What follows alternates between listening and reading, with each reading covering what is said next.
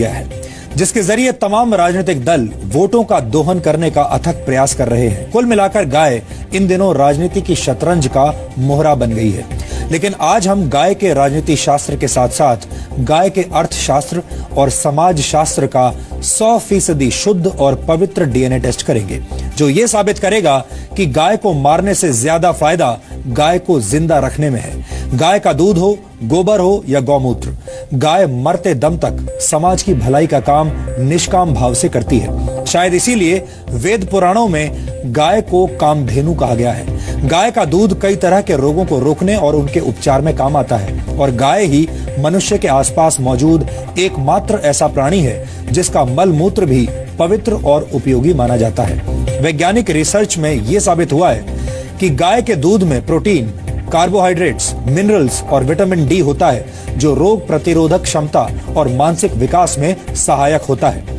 यह भी माना जाता है कि यज्ञ और हवन के दौरान गाय के दूध के घी की आहुति इसलिए दी जाती है क्योंकि इससे हवा में ऑक्सीजन का लेवल बढ़ता है। वैज्ञानिक रिसर्च में यह भी साबित हुआ है कि गौमूत्र में मौजूद तत्वों का सेवन कैंसर और टीबी जैसी बीमारियों में फायदेमंद होता है। पेट संबंधी बीमारियों में भी आयुर्वेद गौमूत्र के सेवन की सलाह देता है।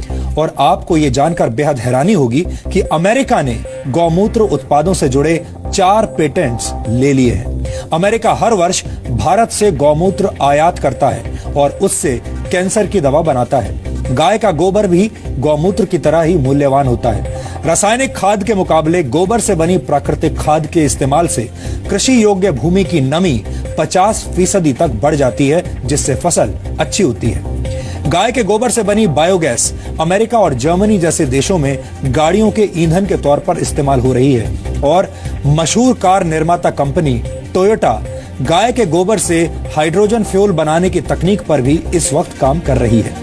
यही वजह है कि गाय को कामधेनु कहा जाता है।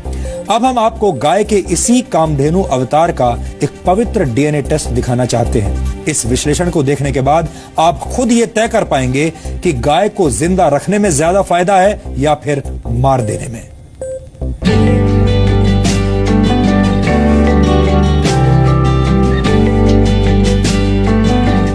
आज हम आपको बताएंगे कि माता और मांस से आगे गाय वो कामधेनु है जो इस देश से बेरोजगारी को खत्म कर सकती है। गाय वो जानवर है जो इस देश में पेट्रोल और डीजल की कीमतों को जमीन पर ला सकती है। गाय वो पशुधन है जो इस देश के लाखों गरीब किसानों को अमीर बना सकती है। कैसे? चलिए। पिछले कुछ दिनों में पूरी दुनिया ने उत्तर प्रदेश के दादरी में हुई हत्या, गाय को बचाने में सब इंस्पेक्टर मनोज मिश्रा की मौत से लेकर बीफ पार्टी मनाने वाले लोगों के मुंह पर कालिक पोतने की इन घटनाओं को देखा। देश को शर्मसार कर देने वाली ऐसी घटनाओं को देखकर लगने लगा कि गाय सिर्फ 2 ही कामों के लिए है, या तो पूजा करने के लिए या फिर काट कर खाने के लिए। लेकिन आप हैरान रह जाएंगे, जो गाय दूध नहीं दे सकती, जिसके हाथ पैर बेकार हो चुके हैं, जिसे बेकार समझकर सड़क पर छोड़ दिया जाता है, जिसे 5-6 हजार के लिए मांस का टुकड़ा समझा जाता है, वो गाय हर महीने एक बेरोजगार को सिर्फ गोबर और गौमूत्र से 5 से 6 हजार रुपए का रोजगार दे सकती है। गाय गऊ का मूत्र भी हमने काफी 10 रुपये लीटर भी लगाए तो भी 5 लीटर 50 के हिसाब में 8-10 हजार महीने का तो एक गाय आराम से आपको गोबर मूत्र दे सकती है। गोबर और मूत्र दे सकती है, जो कि लोगों की नजरों में नकारा, जो किसी काम की भी नहीं वो गाय। और जो दूध देने वाली तो अलग बात है। ये एक और नया पहलू नया सामने रखा है आनंद जी ने कि वो गाय जो सड़क पर लोग बेकार समझ करके छोड़ देते हैं और शायद जिसकी तरफ देखते भी नहीं है, वो गाय आपको 8 से 10 हजार रुपए महीना बड़े आराम से दे सकती है, घर बैठे दे सकती है। हरियाणा की इस गौशाला में करीब 1100 ऐसी गाय हैं जो दूध नहीं देती, सिर्फ गोबर और गौमूत्र देती है, और यही गोबर और गौमूत्र 100 से ज्यादा लोगों को रोजगार दे रहा है। हमारे पास जितना जो हम काम करने वाले, हमारी थोड़ी ग्रोथ कम है, इसलिए हम अभी हमारा 3.5 करोड़ रुपए का सालाना सर टर्नओवर है। और गायों से आप कमा रहे हैं? हाँ जी, 3.5 करोड़ रुपये में से काम इससे जो कर रहे हैं हम। मैं तो एक और कहूँगा, जितने भी बेरोजगार भाई है या पढ़े लिखे भाई है, आप इसको बिजनेस बनाएं, गाय को बांधे, इसके लिए ट्रेनिंग हम देंगे, मार्केटिंग की व्यवस्था हम करेंगे, तो ये क्वालिटी का काम करे और बढ़िया काम करे तो गाय एक चलती फिरती फैक्ट्री है और कोई काम करने की ज़रूरत नहीं है। नौजवान पढ़े लिखे भाई ये काम कर सकते हैं। इसके सिर्फ 50% गौमूत्र है, उसको लेकर फिल्टर करके 50% उसका अर्क निकाला जाता है और वो भट्टी से निकलता है, कंडेंस करके उसको वेपर्स को कंडेंस करके निकाला जाता है। बड़े आराम से घर पर निकाला जा सकता है। तो फिर उसकी कीमत कितनी हो जाएगी? उसकी कीमत यहाँ हम इसको 100 रुपये में दे रहे हैं, 485 ml। तो जस्ट ये आपको 250 रुपये पर लीटर पड़ जाएगा। हम ये बताना चाह रहे हैं कि एक देश में ना जाने कितने लोग बेरोजगार घूम रहे होंगे और उनके सामने ही कितनी बेकार गाय घूम रही होंगी। तो ये दोनों अगर मिल जाएं तो दोनों का भला हो जाएगा। यानी दूध देना बंद करने के बाद भी गाय कामधेनु बनी रहती है, जो लोगों के लिए न सिर्फ रुपए कमाने का जरिया बनती है बल्कि इंसान की जिंदगी भी बचाती है। कैंसर और HIV हेपेटाइटिस भी आरपी अल्सर जैसे जैसे हमारे 99% रिजल्ट है। हमारे पास अगर कैंसर का पेशेंट का लीवर ठीक हो, खाना पीना खाता हो, हम एग्रीमेंट कर सकते हैं पेशेंट को ठीक करने का। मतलब आप साइन करके देते हैं? बिल्कुल साइन करके दे देंगे। हमारे पास यहाँ अगर छोड़ देंगे तो हम बिल्कुल 100% ठीक कर देंगे। कैसे ठीक करेंगे उसको? हम हमारी पद्धति से ठीक करेंगे, गोपैथी से, गौमूत्र से और जो पंचगव्य से हम जो हमारी दवाई तैयार करते हैं। बड़ा अफसोस होता है जब कोई पूर्ण न्यायाधीश या विधायक सरेआम बीफ खाने का दम भरता है और धर्म का झंडा उठाने वाला कोई शख्स चेहरे पर कालिक पोत देता है। सवाल उठता है, भड़काऊ ट्वीट और भाषण देने वाले ये पढ़े लिखे लोग क्या बेरोजगारी दूर करने के गाय के इस पहलू को लोगों को समझा और बता नहीं सकते थे? गाय का फायदा सिर्फ गोमूत्र तक नहीं है। गाय के गोबर से बनने वाली खाद के बारे में तो सबको पता है। ये प्रत्यक्ष को प्रमाण की आवश्यकता नहीं है। गंध जहाँ होगा, गोबर होगा, मूत्र होगा, मक्खी अवश्य आएगी, लेकिन आप यहाँ देखिए मक्खी मच्छर एक भी नहीं। ये इसकी पहचान है। तो किसानों को बताते हैं किस प्रकार से ये पौधे जो पेस्टिसाइड्स है, कीड़े मकोड़े हैं, उनको कैसे दूर फसलों से करता। लेकिन अब गोबर से तैयार हो रहे बायो वाटर की नई तकनीक फसल के उत्पादन और गुणवत्ता को बढ़ा रही है। डॉक्टर संजीव, ये बायो वाटर क्या है और इसका फायदा क्या है? ये जो बायोगैस बनने के बाद जो बाई प्रोडक्ट बचता है उसमें इस प्लांट में सॉलिड जो गोबर है उसको अलग निकाल दिया जाता है और जो लिक्विड वाटर है उसको अलग निकाल दिया जाता है। तो जो लिक्विड वाटर है उसमें गोबर और गौमूत्र है, उसको हम यहाँ से टैंक में भर के ले जाते हैं। हमने अपने फार्म पे टैंक बनाए हुए हैं, उसमें हम बायो वाटर को डालते हैं और उसमें बैक्टीरिया हम कल्चर करते हैं। वो बैक्टीरिया फिर जब हम सिंचाई करते हैं तो उसके साथ सिंचाई के साथ ही हम उन बैक्टीरियाज को बायो वाटर के साथ दे देते हैं, जो कि खेत में चला जाता है। और खेत में जाने के बाद जो यूरिया DAP डालने से जो हमारा माइक्रोब्स से वो मर गए, तो हमने उनको बैक्टीरिया दे दिया। जब बैक्टीरिया खेत में जाएगा वो अपना काम करेगा। जब माइक्रोबियल लोड यानी जो सूक्ष्म जीव हैं वो ज़्यादा हो जाएंगे तो जो हमारा केचुआ है वो भी बढ़ रहा है, सॉइल की हेल्थ अच्छी हो रही है। क्या बायो वाटर ये जो आप तैयार कर रहे हैं इसके लिए बाकायदा किसी प्लांट की जरूरत है? ये देश में किसान हमारे जो हैं वो ऐसे ही गोबर से और गौमूत्र को मिला करके ये बायो वाटर तैयार कर सकते हैं? हाँ, इसके लिए ऐसा कोई जरूरी नहीं है कि आप किसी प्लांट से ही बायो वाटर लें। आप अपना गोबर और गौमूत्र गाय का ले सकते हैं और उसमें आप बैक्टीरिया कल्चर करके और अपनी खेती कर सकते हैं। फायदा कितना मिल जाएगा इससे? फिर खेती पे असर कितना पड़ जाएगा? खेती में प्रोडक्शन अच्छी हो रही है, डाउन नहीं आ रही है। क्वालिटी केमिकल से जायज सी बात है, बहुत अच्छी है क्योंकि उसमें कोई केमिकल नहीं है। अफसोस की बात यह है कि मीडिया में गाय के मांस खाने या न खाने को लेकर तो चर्चा हुई, एक धड़े ने तो आग में घी डालते हुए गाय के मरने के बाद के फायदे भी गिना दिए। लेकिन गरीबी से खुदकुशी करते किसानों को यह गाय कैसे बचा सकती है, ये किसी ने नहीं बताया। वैज्ञानिक रिसर्च के मुताबिक गाय ग्लोबल वार्मिंग कम करने में खासी मददगार साबित हो सकती है।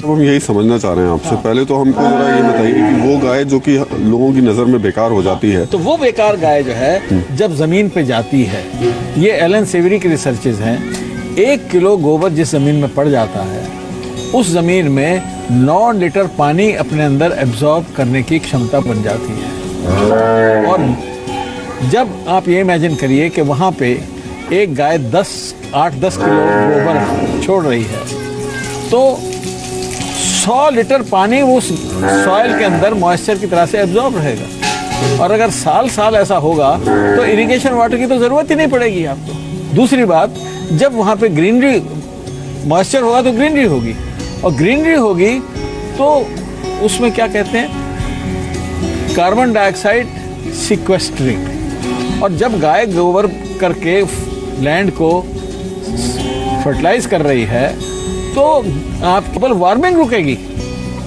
और कार्बन क्रेडिट आपको कितना मिल सकता है।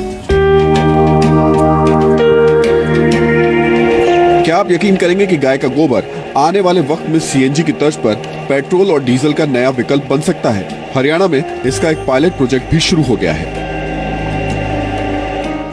हाटी साहब हमारे साथ हैं। हाटी साहब, अब आप ऐसी गैस तैयार कर रहे हैं गोबर से जो कि गाड़ियों में डाल दें तो गाड़ियां उस गैस से चलेंगी। सीएनजी की तरीके की ये गैस है। क्या गैस है ये बताइए हम। इसमें मीथेन गैस है सर, इसमें CH4 कहते हैं, इसे केमिकल नेम है, तो मीथेन बोलते हैं इसे। जिसमें जो है हमें जो है इसको बाय फिल्टर करने के बाद 95-96% के करीब मीथेन मिलती है। 180 मिलियन कैटल हेड्स हैं इंडिया में, और उनसे अगर हम बायोगैस के रूट के थ्रू जाएं तो उसमें कम से कम 85 million standard cubic metre per day gas निकलेगी, और उससे ज़्यादा निकलेगा गोबर से कंपोस्ट, उसको बायो कंपोस्ट बोलते हैं या बायो मैन्योर भी बोलते हैं।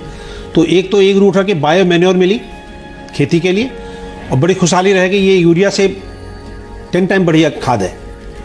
इसकी जो उर्वरक शक्ति है मिट्टी की वो हमेशा कायम रहती है, बढ़ती है रादर। तो ये खाद का काम आया। दूसरा गैस निकली, तो ये गैस जो आपको बता रहा था कि अगर गैस निकाला जाए तो ये पूरे भारतवर्ष की जितनी भी गाड़ियां हैं, चाहे वो ट्रक हों, बसेज हों और वो गाड़ियां हों, वो इस गैस पे चल सकती है। इतनी ताकत है इसमें। इतना ही नहीं, महंगी होती एलपीजी के मुकाबले अब आप अपनी रसोई के लिए गोबर से बनी बायोगैस के सिलेंडर भी ले सकते हैं।